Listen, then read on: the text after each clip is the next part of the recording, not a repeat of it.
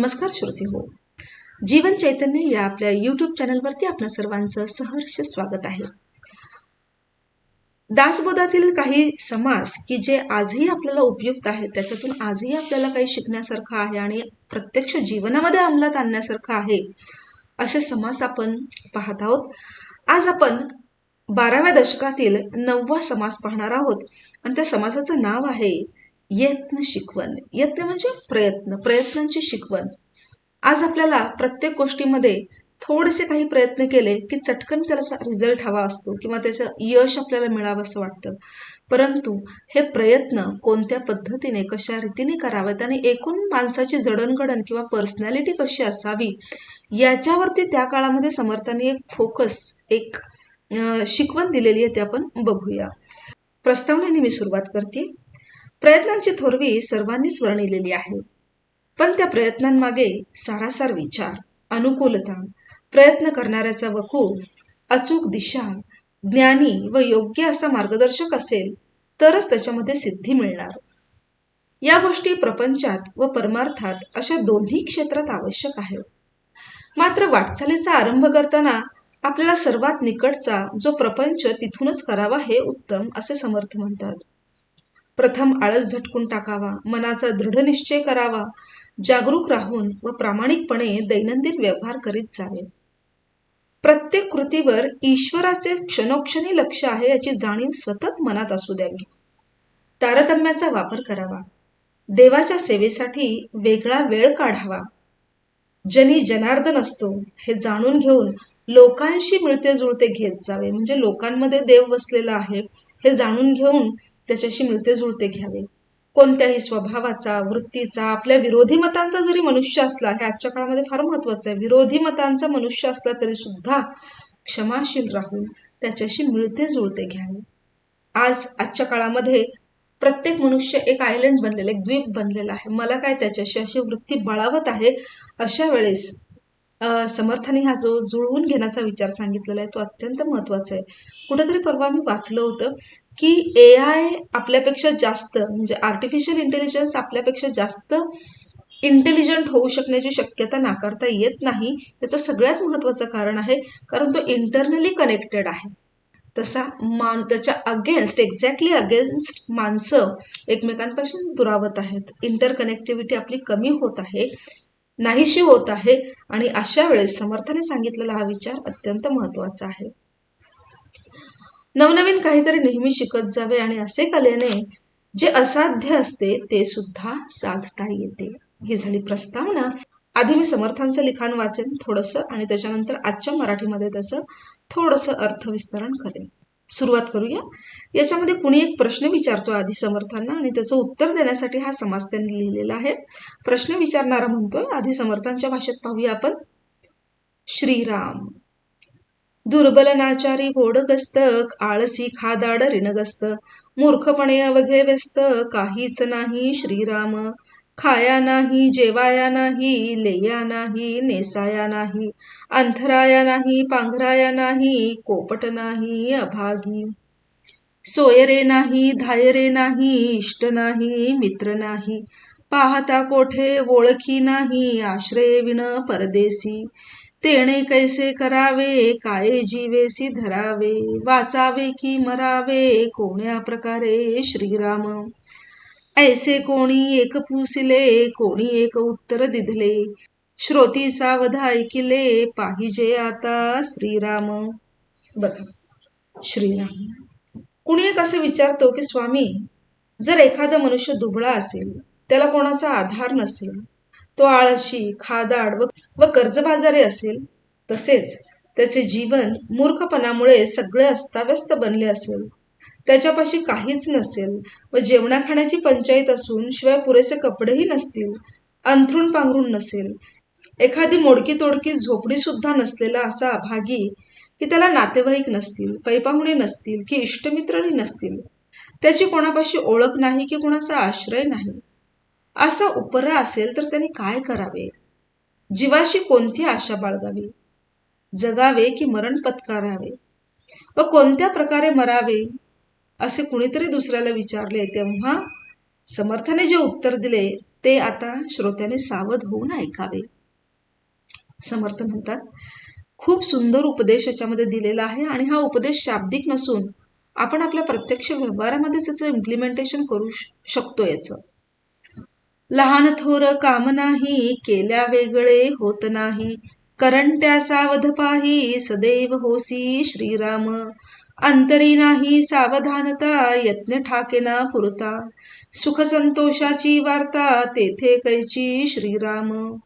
म्हणून आळस सोडावा, यत्न साक्षेपी जोडावा, दुश्चितपणाचा मोडावा, थारा बळे श्रीराम. समर्थ किती साक्षेपी पद्धतीने सांगतात बघा. उत्तर असे आहे की कोणतेही काम, ते लहान असो अगर मोठे असो, ते केल्याविना होत नसते. तेव्हा हे दुर्दैवी पुरुषा, सावध हो व नीट लक्ष दे, तरच तू सुदैवी ठरशील. जर मनात दक्षता नसेल, प्रसंगावधान नसेल, तर हातून अचूक व आटोकाट प्रयत्न होणार नाही. अशा वेळी सुख व समाधान लाभणार नाही. म्हणून पहिली गोष्ट म्हणजे आळस झटकून टाकला पाहिजे. सारी जिद्द एकवटून प्रयत्न करण्याकरता तत्पर असावे व दुश्चित्तपणाला मनात अजिबात थारा देऊ नये. यावर उपाय सांगतात. आणखी काय करायचं? समर्थ म्हणतात, प्रातःकाळी उठत जावे, प्रातःस्मरामी करावे, नित्यनेमे स्मरावे, पाठांतर श्रीराम. मागील उजळणी पुढे पाठ, नेम धरावा निकट, बाष्कळपणाची वटवट करूच नये श्रीराम. समर्थ म्हणतात, त्याकरता काय करावे? तर दररोज भल्या पहाटे उठावे. उठल्यावर प्रथम भगवंताचे स्मरण करावे आणि पूर्वीचे जे पाठांतर असेल त्याची उजळणी करावी असा नेम धरावा. मागची उजळणी व नवीन काही पाठ करणे असा नित्याचा परिपाठ ठेवावा आणि इतर वायफळ बडबड करणे सोडून द्यावे. आपल्या शिक्षण पद्धतीतून पाठांतर करणे किंवा वाचन करणे या गोष्टींना जवळजवळ काडीमोड दिल्यासारखी झालेली आहे. परंतु मला असे नेहमी स्वतःच्या अनुभवावरून असे जाणवते की ज्या व्यक्तीचे कळत किंवा नकळत्या वयामध्ये केलेले पाठांतर जे असते ते खूप उपयोगाला येते. जसं आपण माऊसवरती टिचकी मारली की आपल्यासमोर संपूर्ण स्क्रीनवरती हवी ती माहिती येते, त्याप्रमाणे आपण आपल्या स्मरणाला एक टिचकी दिली की आपण आजपर्यंत जे पाठांतर केलेलं आहे ते त्या त्या रेफरन्सनुसार त्या त्या प्रसंगी आपल्याला चटकन उपयोगात आणता येते. म्हणून पाठांतराला कमी लेखू नका. भलेही शाळेत होत नसेल तर आपण आपल्या मुलांना किंवा जे मुलंही ऐकत आहेत त्यांनी स्वतः पाठांतराकडे लक्ष देण्याची फार गरज आहे. काही गोष्टी आपण लक्षात ठेवल्याच पाहिजेत, अर्थपूर्ण रीतीने त्या आपण आत्मसात केल्याच पाहिजेत. म्हणून पाठांतर ही आपली स्मरणशक्ती, स्मरणाला शक्ती म्हटलेलं आहे पहा. ही स्मरणशक्ती जर आपल्याला वाढवायची असेल तर पाठांतर हा एक उत्तम उपाय आहे. समर्थ पुढे काय म्हणतात पहा. आता अर्थात याच्यामध्ये दिनचर्या सांगितलेली आहे पुढे. दिशेकडे दुरी जावे, सुचिस्मंत होऊन यावे, येता काही तरी आणावे, रीते खोटे श्रीराम. धूत वस्त्रे घालावी पिळून, करावे चरण क्षाळन श्रीराम. देवदर्शन देवार्चन, यथा सांग श्रीराम. समर्थ म्हणतात, नंतर लांब एकांत ठिकाणी यावे आणि शौच विधी आटोपून निर्मळ होऊन परतावे. आता पूर्वीचं आहे, आता आपल्याला घरातच टॉयलेट असतात, पण निर्मळ व्हावे तिथे तरी. परत येताना काहीतरी गोळा करून आणावे, रिकाम्या हाताने येऊ नये, ते काही चांगले नव्हे. आपले कपडे स्वतःच धुवून वाळत घालावेत, पाय धुवावेत आणि देवदर्शन व देवपूजा यथासांग करावी. कसे बस देवाला नमस्कार केला, हात जोडला असं करू नये. थोडासा वेगळा वेळ काढावा देवासाठी. देवासाठी म्हणजे तो स्वतःसाठीच असतो, वेगळा वेळ तो काढावा असं समर्थ सांगतात. पुढे जाऊया. काही फळाहार घ्यावा, पुढे व्यवसाय करावा, लोक आपला परावा, म्हणत जावा श्रीराम. सुंदर अक्षर लिहावे, पष्टने मस्त वाचावे, विवर विवरो जाणावे, अर्थांतर श्रीराम. नेमस्त नेटके पुसावे, विशद करून सांगावे, प्रत्येविन बोलावे, तेची पाप श्रीराम. सावधानता असावी, नीती मर्यादा राखावी, जनासमाने ऐसी करावी, क्रिया सिद्धी श्रीराम. नंतर अल्पोपहार घ्यावा व आपला उद्योग व्यवसाय करू लागावे. त्या प्रसंगी आपले हितचिंतक व हितशत्रू कोण आहेत ते मनोमनी ओळखून असावे आणि त्याप्रमाणे वागावे. लेखन करताना अक्षर वळणदार काढावे. वाचन करतेवेळी शब्दांचे उच्चार स्पष्ट व शुद्ध असावेत. वाचलेल्या भागाचे वारंवार विचारपूर्वक मनन करावे आणि त्यातील भावार्थ जाणून घ्यावा. कुणाला काही विचारायचे झाले तर मोजक्या शब्दात मुद्देसूदपणे बोलावे. दुसरा काही आपल्याला विचारत असेल तर उत्तर देतेवेळी नीट खुलासेवार सांगावे. स्वतःला अनुभव नसलेल्या विषयासंबंधी बोलणे व ज्ञानाचा आव आणणे हे एक पापच आहे. हे किती खरं सांगितलेलं आहे बघा. हे पाप करू नये. आजच्या सोशल मीडियाच्या जगामध्ये तर हे पाप प्रचंड बोकाळलेलं आहे, तर त्यापासून दूर राहावं. नेहमी सतर्क असावे. नीती व मर्यादेचे पालन करावे आणि कोणतीही गोष्ट करायची झाल्यास ती रूढीविरुद्ध असेल तर करू नये. रूढीविरुद्ध याचा अर्थ इथं रूढी परंपरे असं न घेता आपल्या विवेकबुद्धीला पटत नसेल तर ती गोष्ट करू नये, असं साधा सोपा सरळ अर्थ घ्यावा.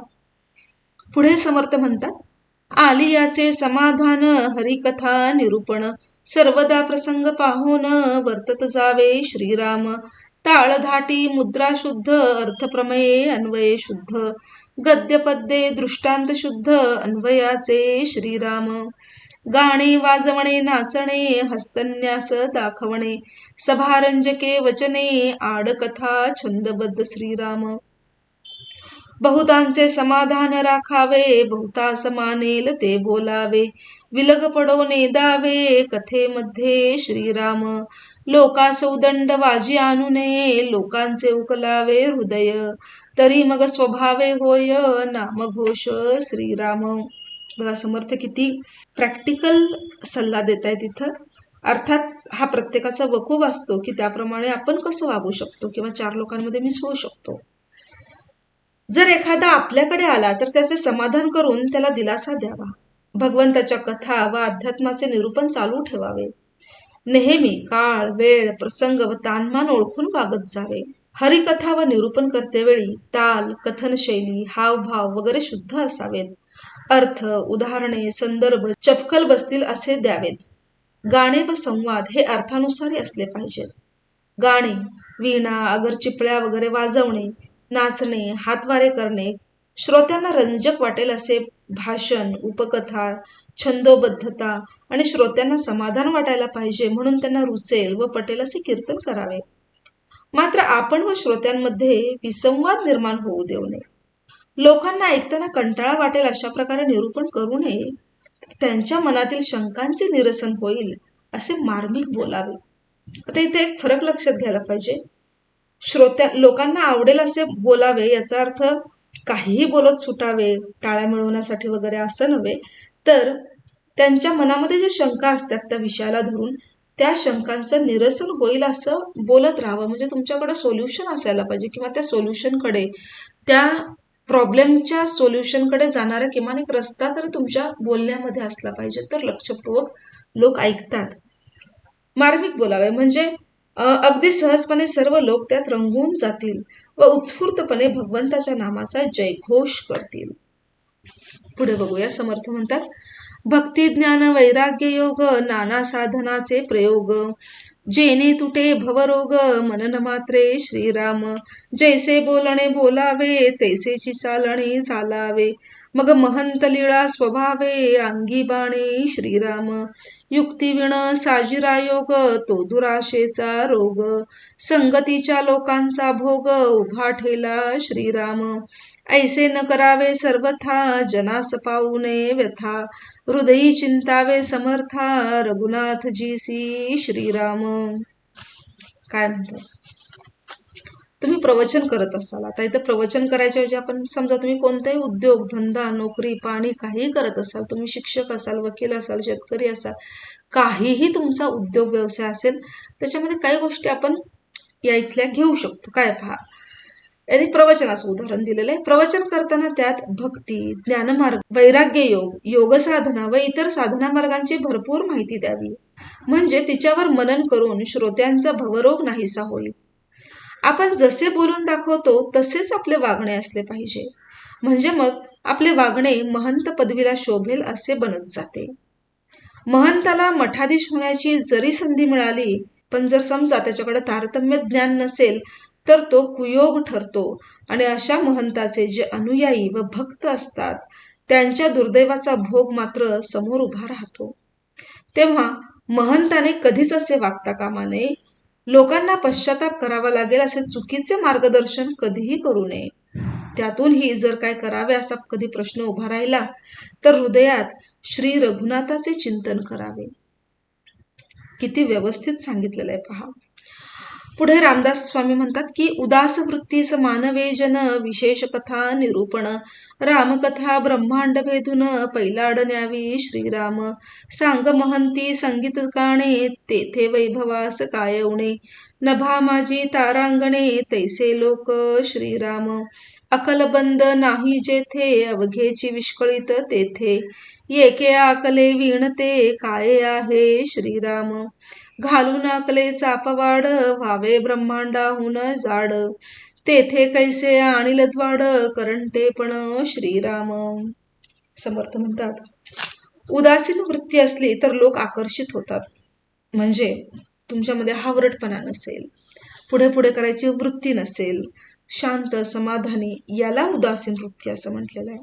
शांत असाल, समाधानी असाल, ज्ञानी असाल, विचाराल तेव्हाच तुम्ही बोलत असाल, मोजकं मार्मिक बोलत असाल, लोकांच्या शंकांचं समाधान करू शकत असाल, तर अशी वृत्ती जर तुमची असेल तर लोक आकर्षित होतात.